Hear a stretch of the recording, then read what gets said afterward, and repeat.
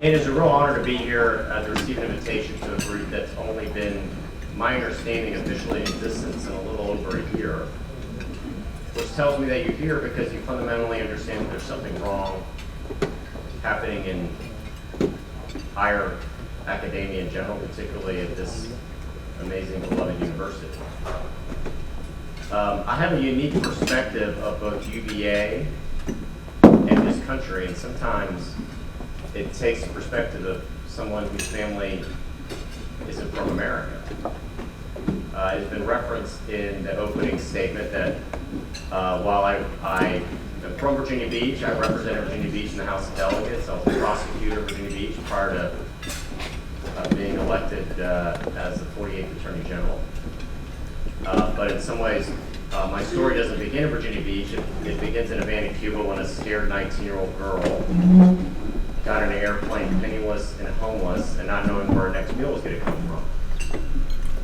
And that was my mother, Miyares.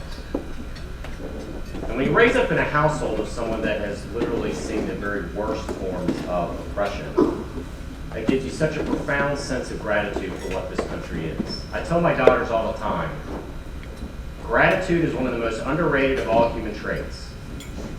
Ingratitude is one of the ugliest. Gratitude is one of the most magnificent and underrated. And I was raised to have such gratitude that I was able to be born and breathe the air as a free American. I love to talk to high school and college students, and I tell them a little bit about my mother's story. And I always ask this question, I say, why did she come here? What was so unique about the United States? She got on that plane. She originally was in Spain, and then she immigrated to the United States. Obviously, culturally, Spain would be a much easier fit for her.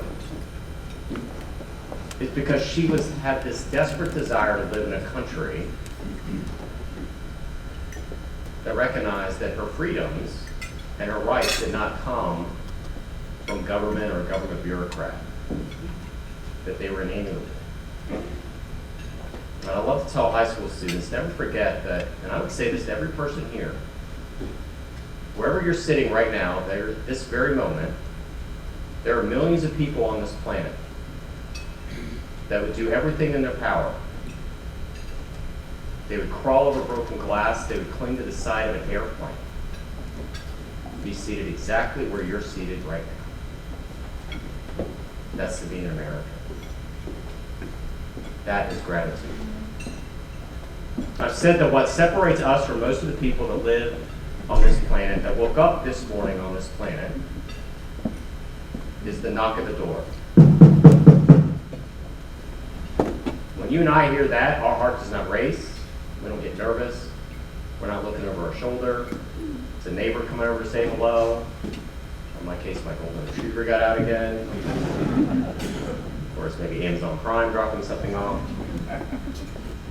But for most of the people who woke up this morning on this planet, if they hear this, that means something very different. That means the powers that be are there to take you away because you worship God in a manner you disagree with, or you've spoken out for human rights or free elections or for the dignity of the individual. That simple knock is what separates how you live your life between most of the people who live their life on this planet. That's the same knock my mother heard when Bay of Pigs happened. My uncle, Angel Miyares, was an anti-Castroite. Castro wasn't stupid. He rounded everybody up in the middle of the night that he could suspect could rise up, took him away. No due process. Castro's secret police took him to a baseball stadium and suffered the humiliation of a mock execution. No due process, no freedom of conscience. What we have, the way we live our life, is a miracle. It's what I call the American miracle. Margaret Thatcher said that in Europe, all the countries emerged out of history. America is the only country to emerge out of a philosophy. Or as G.K. Chesterton noted, America is the only country in the history of the world to be founded on a creed. What is that creed? I think the American that best encapsulates that with Dr. Martin Luther King on the steps of the Lincoln Memorial, where he said those inalienable rights of life, liberty, and the pursuit of happiness. He referred to that as the promissory note made to every American, past, present, and future. And he was there to collect on that promissory note. Now think about this for a second. I did a great interview on the Thomas Jefferson Hour recently. And it's a question I've actually been asked by several people, which is, are our founders still relevant, and is Thomas Jefferson still relevant in today's age? And I pointed out that when Dr. King made that challenge about the promissory note, those inalienable rights, who wrote the promissory note?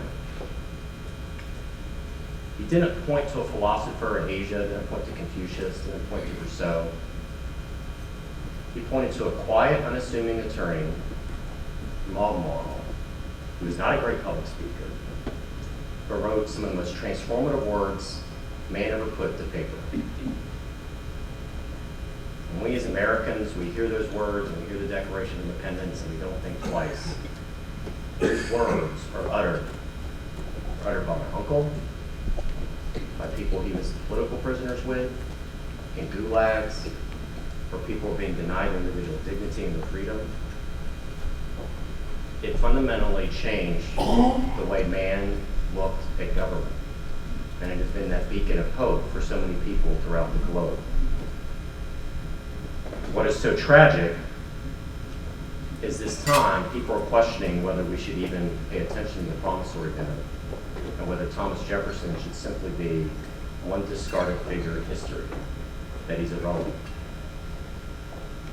Without stopping to think that every time our country has ever strived to greater equality, once again, we don't look at Rousseau, we don't look at Confucius, we don't look at anybody in some foreign country.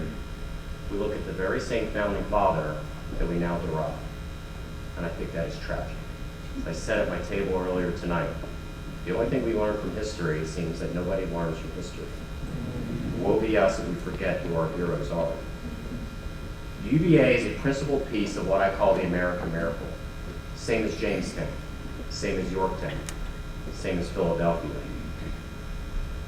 Freedom of speech is special, and it is unique, and it is a miracle. Freedom of association is special and unique, and it is a miracle. Freedom of religion is special and unique and a miracle. And there's probably some people here hearing that thinking it's not. Look throughout all of human history. How do you define government? Might makes right. If I have the power, I'm going to determine how you live your life, or I'm going to actually own you. Or if you own land, I'm going to take it away from you. Because I have the power and you don't. Because I'm in control. I'm an emperor, I'm a king, whatever title you want to make it. It's the same principle. Might makes right. Part of the miracle of this country is that we were going to do things very, very differently than how the rest of the world operated. 4,000 years of human history, and our democracy is a simply blip on that timeline. If you blink, you'll miss it. It is a precious, precious thing. Axios reported just last week a study that in 2011, 49% of the globe lived under what would be considered an autocratic regime without individual freedom. You say people don't learn from history. That number today is 70%. 70% of the globe live in regimes and societies totally different from the one we take advantage of every day. The 1619 Project decides to distill the entire American journey that we're on into an economic argument.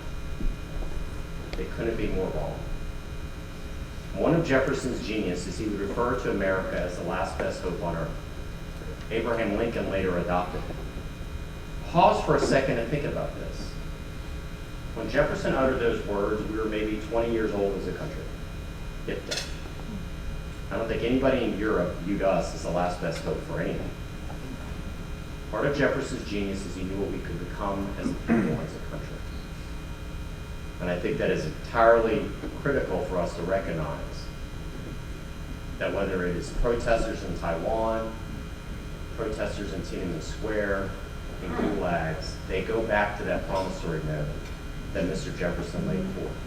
And it breaks my heart as a Virginian and as a lover of liberty that this school, which was once his baby, is now debating and having discussion of whether he's relevant or even maybe to tear his statue down. That says so much about where academia is right now. It is fashionable for young people to trash our country. It's a fashion for the academic left to trash our country. This is a big issue. In many ways, I had a veteran at an event I was with Governor Youngkin. We called it a national security issue. And I thought he was being a little trite, candidly. You hear all sorts of things at these rallies. But he asked me this. He said, let me ask you a question, young man, which I'm 46. How do you recruit somebody, a man or a woman, to be willing to die for a country where they are taught from day one and academia is irredeemable and is broken and can't be fixed? Gosh, does that put things in perspective? We hear about terms like microaggression. You just have to look what's happening in Ukraine right now to see what real aggression looks like. In Oregon, among the one of my old paralegals was from Oregon, and she said, we have an expression in the logging community there that you do not know how a tall tree is until you knock it down. I pray our world doesn't live in a society we don't realize what America is. The bottom line is, doesn't mean we don't teach all of our history. Absolutely should. We have dark, horrific chapters in our nation's history. We should read it and study it so we don't repeat it. But it also means we should celebrate where we got it right. We are the most successful, multiracial, multi-ethnic, multi-religious society in the history of the world, and no one comes close. And if you don't believe me, here's a simple exercise for you. After this dinner engagement tonight, go on YouTube and type in Tokyo Summer Olympics opening ceremony, the most recent Summer Olympics, and watch the Parade of Nations. 119 countries walk into that stadium. 119. Watch the whole thing. There is only one country out of 119 that when those athletes walk in, they look like everybody. Every race, every color, every creed. What other country can make that claim? So it doesn't mean that we don't recognize where we have fallen far short of our ideal. But it also means we can step back and say, man, we have been that last best hope on earth for so many people that brought my mother here. My favorite thing to do as a state delegate, and COVID shut down a lot of things, unfortunately shut down these ceremonies. We're getting back started again, our naturalization ceremonies. If you ever want to feel proud as an American, attend one. Go to the federal courthouse and slip in the back. My hope one day is I can get an invite to do the one up in Monticello. That'd be like a bucket list item. Because one of my earliest memories was being a 6-year-old child and seeing my mother become a U.S. citizen. So the great joy of being able to address them, and I talk about our heritage, and I talk about Mr. Jefferson. By the way, they appreciate Thomas Jefferson's legacy, sadly, many times, much more than too many people in academia do. Last one I did, there were 116 people from 57 different countries. And I said, it's one of the honors of my life to be among the first to welcome you into our American family. They know this country is not irredeemable and broken. They know this is the country of opportunity and hope. And when they hear that knock on the door, they can finally rest.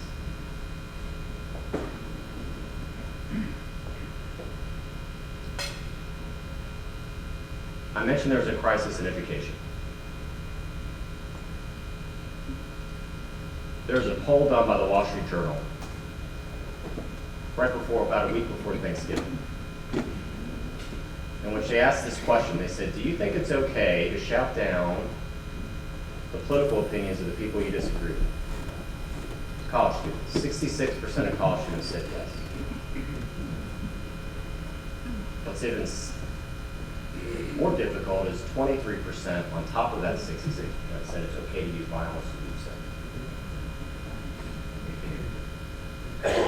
That means that 89% of American college students do not think that we should have a free exchange of ideas.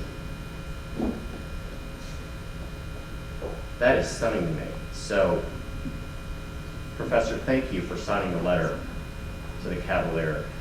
It's a Cavalier Daily, right? Did I just butcher that? Sorry.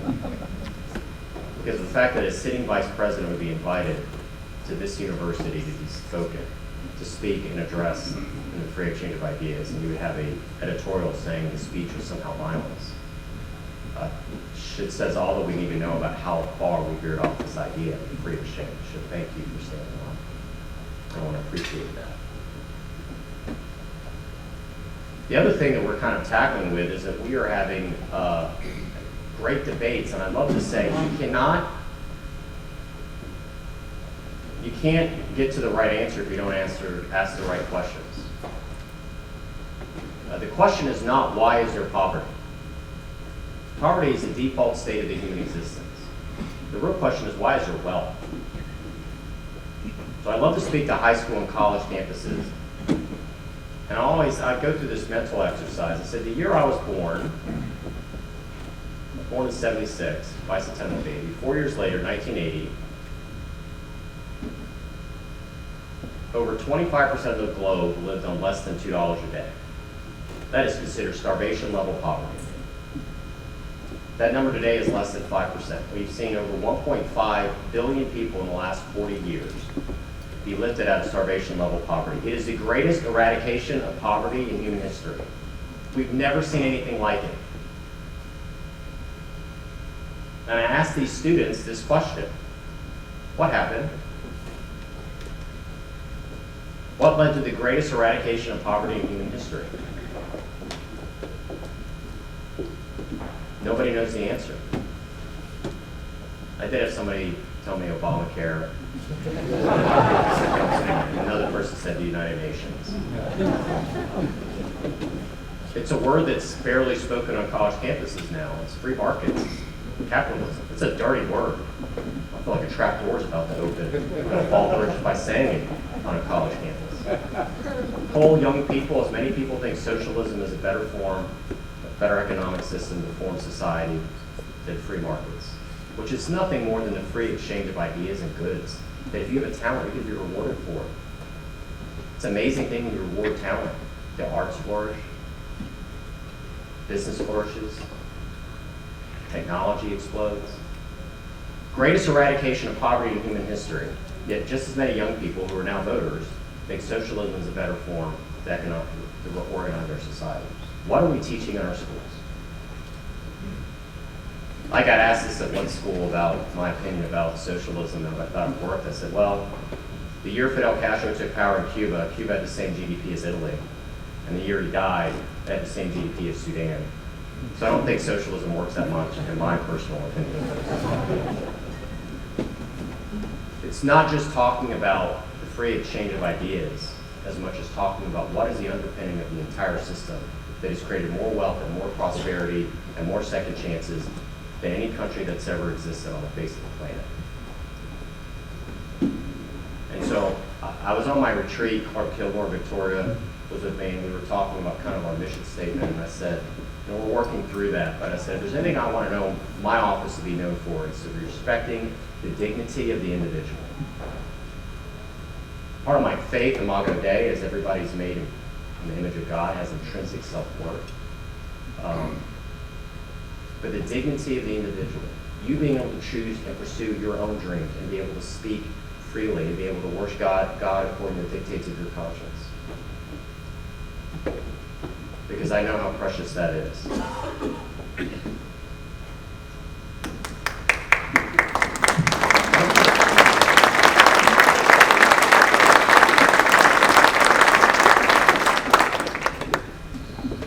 I'm going to end with this. I think our college campuses should be a model, hopefully, of how we elevate public discourse instead of pushing it down. I think we have seen some incredibly coarse political discourse emerge in America. There's a lot of reasons for it. I heard someone say that politics is downstream from culture. There's probably a lot of truth to that. I think both parties have been guilty of it. I think it's mindful, though, to realize how big the stakes are. I had a wise Marine once tell me that if you go to Arlington National Cemetery and you walk along those Stars of Davids and those crosses, there's not an R or a D next to anyone's name. So always be mindful that someone who maybe thinks very, very differently than you gave the last full measure of devotion to this amazing, wonderful country. In other words, the people that think differently than us politically, they're not our enemies. So let's stop acting like it. I'll end with this. There's a great story about an Italian immigrant. The first time he saw the Statue of Liberty. And he said, that light is the greatest light the world has seen since the start of that world. As a child of an immigrant, I'm grateful I could breathe the air as a free man. As a child of an immigrant, I'm grateful to be a Virginian. I'm so grateful for the legacy that you all are trying to preserve. When over 70% of the globe no longer lives under freedom, when we have so many young people who think we no longer should have a free exchange of ideas, they're questioning the very, very nature of that promissory note. Thank you for what you do, trying to preserve the promissory note that has given so many second chances to so many people and have brought them all over here to live under the bosom of freedom. Thank you.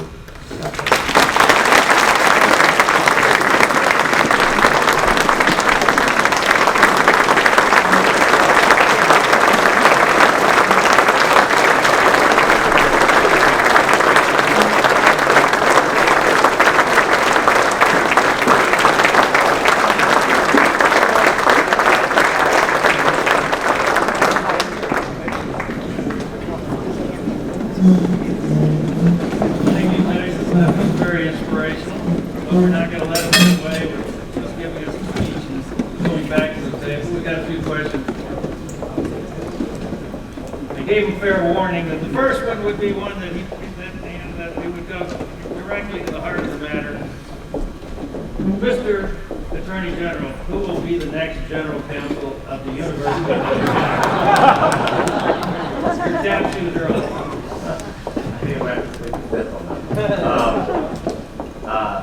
We're going through a vigorous process. I can't comment on that. I do think we have a crisis of freedom of speech in all of academia, and that's something that's mindful as we kind of work through that process. But I am a measure twice, cut once, that kind of guy, and so I am being thorough, but you'll know when you know.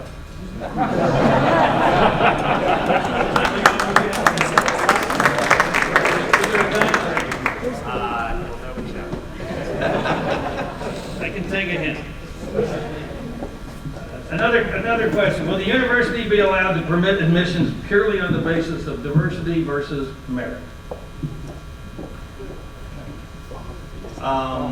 Well, you're having a case right now. I'm not trying to get bore you with lawyer talk. I apologize. 95% of lawyers give the rest of us a bad name, so I'm sorry.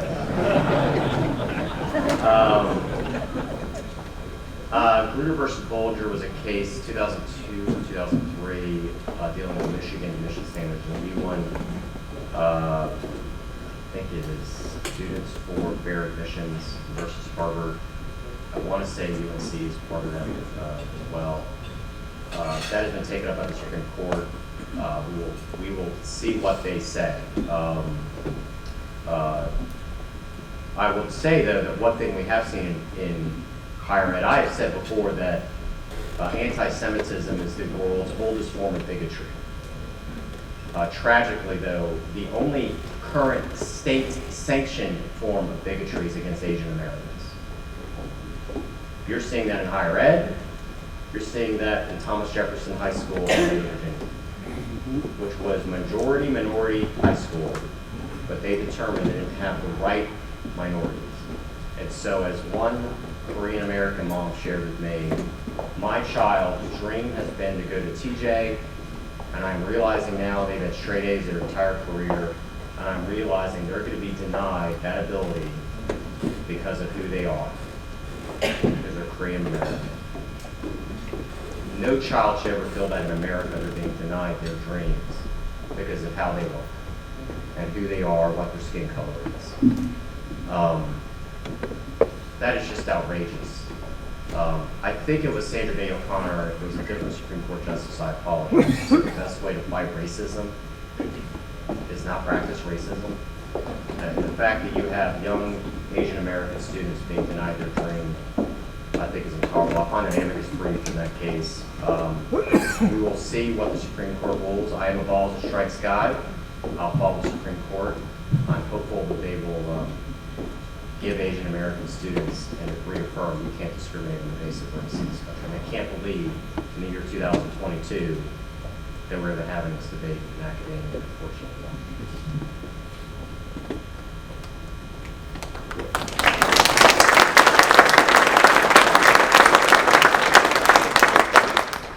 What will happen to the students who are disenrolled for not getting their COVID vaccine? Can they be offered readmittance back on their track? I think you're probably dealing, yes, they can. It's somewhat of a contract issue. They signed a contract to attend the school, they pay tuition. I don't have those terms in front of me. So obviously the university can allow them in immediately. The question of whether they can get monetary damages, I don't know. I think it would probably be hard in a court of law because elections matter. You had a previous governor and a previous attorney general that issued an executive order in the attorney general's opinion saying that they had to have a vaccine in order to be a student. It has been interesting coming into a new office. I like to say it's like moving to a new house and you're opening up closets and you're finding, leaks here or whatever. That was one of my first attorney general's opinions. And it was an amazing thing. There's a section of the code, I think,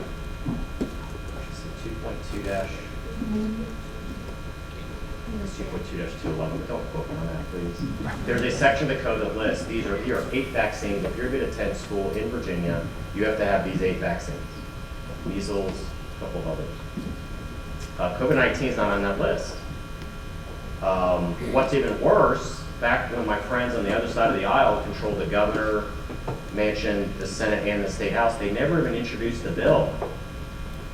There's a way to add COVID-19 to that list. It's called the legislative process. You introduce the bill, get to the committee that's assigned to you, you have public hearing, you get to the House, gets to the State Senate committee, gets to the State Senate, gets to the governor's desk, becomes law. That's, I hate to do how a bill becomes law, but that's the process.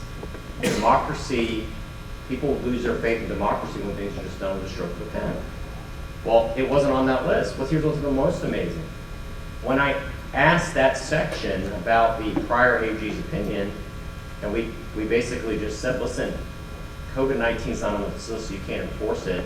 There's obviously a process if you wanted to add it. It's called the legislative process. It was never done. A bill was not so much as introduced to do so. That section said, your AG's opinion is what we originally came up with. But the previous regime did not like it, so they just decided to ignore an entire section of the code and just decide that universities have this right to impose this, right? And then, of course, there's all this shock in the general with some members of the media that I did this amazing thing, which is, what does the law say? What does the code of regime say on those colleges? Right. That issue back to the students, I do not know what was exactly the contract they've signed. They can be readmitted, whether they can receive some type of, I don't know, to be candid with you. So, I don't know if that was your answer or not. Your answer. All right. I share your admiration for anybody and everybody who's gone through the naturalization process in America. My family went through Ellis Island, my mother's family.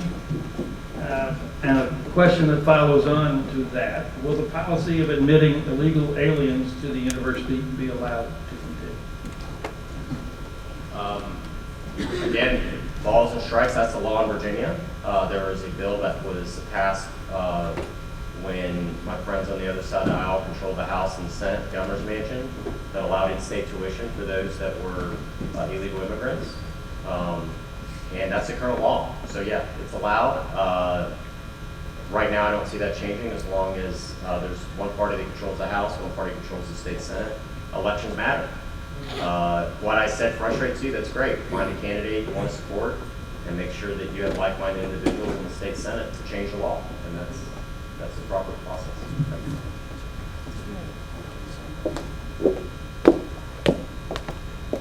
The recent extension of a number of the Ryan administration officers to employment terms suspiciously beyond Governor Youngkin's term seems sort of an in-your-face to the governor.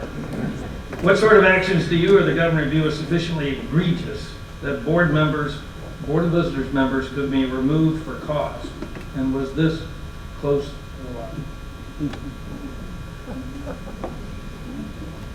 Light questions you guys are asking.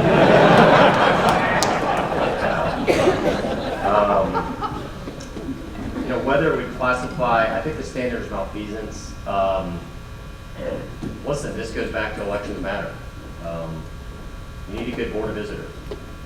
That's the decision they made. Candidly, it's not that much different than what you see with college coaches. Somebody's a hot name, contract's nowhere near to be up, they sign them to a longer extension, just being honest with you. I don't know all the factors that went into this decision. Personally, I find it a little bit curious that they did this well before the first board appointment. But sometimes there's a perception that you have a well-regarded name in higher academia that's a college president, just like a college basketball or football coach. And we're getting signed to an extension to make sure that somebody doesn't come in and try to take them away. Whether that's what they were thinking, I don't know.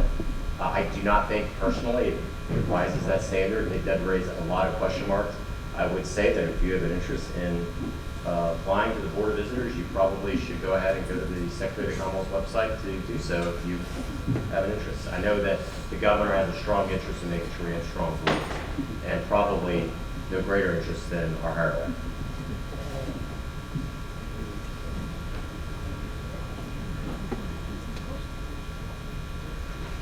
I think that is a good one for us to conclude on.